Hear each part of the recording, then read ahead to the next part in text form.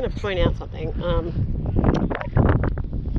As beautiful as it is, walking on sand is really hard work. It gets me really puffed,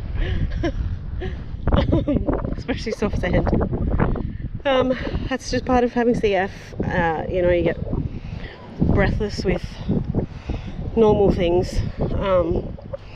Like, I mean, I'm just walking and I'm puffing, but I'm used to it, so, you know, but I just wanted to show you guys that I can still do anything, and I mean, I'm pretty stubborn, so there's not much I can't do. I don't know if you can see, there's right up there is the lookout.